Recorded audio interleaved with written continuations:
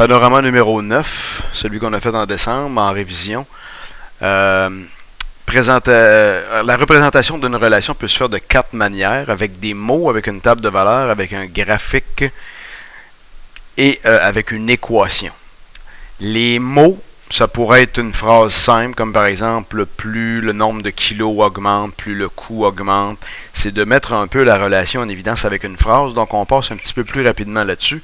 La table de valeur, je te donne un exemple, le nombre de kilos achetés, 0, 2, 4, 6. Le coût en argent, 4, 8, 12, 16. La table de valeur montre les couples. On pourrait les appeler X et Y aussi, hein? On a dit ça. Alors la première valeur nous donne l'autre. Il y a un lien entre les deux, comme par exemple ici, si je regarde les bons qui sont faits, de 4 à 8, ça monte de 4, ça monte de 4 ici aussi, donc j'ai des bons de 4. Par contre, au niveau du X, ou du nombre de kilos, ici j'ai des bons de 2.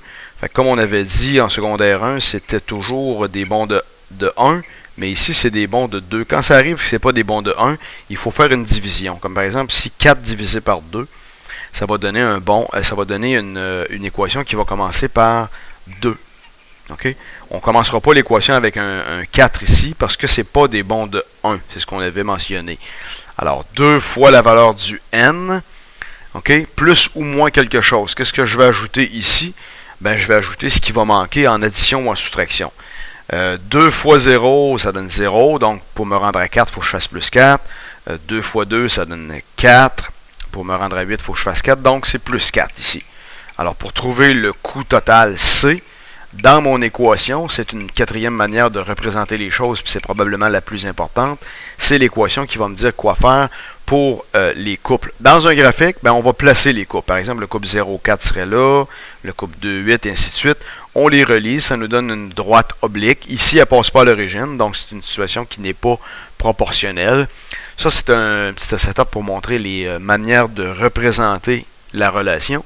Maintenant, dans le panorama numéro 9, il faut être à l'aise aussi pour passer d'une chose à l'autre. Par exemple, de passer d'une équation à une table de valeurs. Si j'ai une petite équation comme D, la distance, par exemple, est trouvée en faisant la vitesse au carré moins 4 divisé par 2, je suis le modèle de l'équation. Je remplace la vitesse par mettons, 4 au carré, puis là, je remplace. Je calcule. 4 au carré, ça donne 16. Moins 4, ça donne 12. Puis 12 divisé par 2, ça donne 6. Donc, j'aurai une distance de 6 lorsque le V vaut 4. Si j'avais, par exemple, d'autres valeurs, ben, je les remplace. Okay? C'est toujours une question algébrique.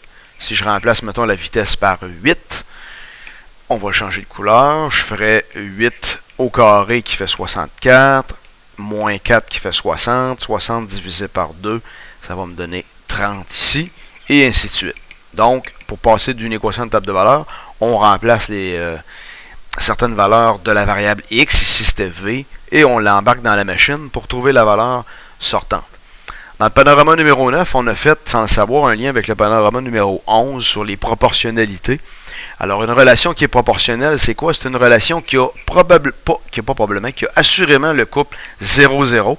Donc, sur un graphique, c'est une droite oblique qui passe par l'origine, ça c'est important. Et supposons que je fais des valeurs comme, mettons, 1, 2, 3, 4.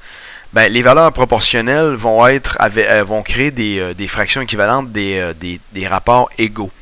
Supposons que mon taux unitaire, ce serait, par exemple, de multiplier par 3. Bon, 1 fois 3, 3, 2 fois 3, 6, 3 fois 3, 9, 4 fois 3, 12.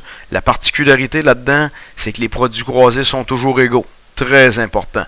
0 fois 3, 0, 0 fois 1, 0.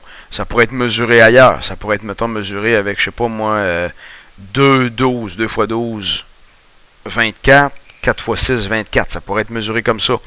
L'important, c'est de comprendre que sur le graphique, ça va donner une droite qui passe à l'origine, une droite oblique. Inversement proportionnel, ça a été un petit peu abordé dans le panorama 11, mais c'est une autre relation. N'oubliez pas, j'en parle ici parce que c'est une question de relation. Inversement proportionnel, ben, ça pourrait être, par exemple, on fait l'allocation de quelque chose, puis on le divise par le nombre de personnes. Par exemple, lorsque je fais la multiplication de mon x par mon y, ça donne toujours le même produit. C'est ce qu'on avait mentionné. Ça pourrait être, mettons, 2 avec 15, 2 fois 15, 30, 1 fois 30, 30, 5 fois 6, 30, 6 fois 5, 30, 15 fois 2, 30. Sur le graphique des axes, ça se manifeste de la manière suivante. Ça va donner une courbe qui, normalement, est dans le cadran numéro 1, et ça va être une courbe qui fait que les deux variables varient dans le sens contraire. Il y a une espèce de décroissance. Mais inversement proportionnel, ça veut dire que, dans cette équation-là, supposons pour trouver le y, je ferai mon nombre 30 divisé par chacune des valeurs de la variable. Donc, l'idée, c'est que plus j'augmente mon dénominateur, plus la valeur de mon y va diminuer. Regarde ici, là. Plus j'augmente la valeur du x, plus le dénominateur diminue. Donc, ça se fait de façon inversement, mais proportionnelle à un certain nombre. Et ce nombre-là, ici, là, c'est 30. Il faut toujours que les produits donnent le même nombre. Dans cet exemple-là, ça donne 30. Et voilà.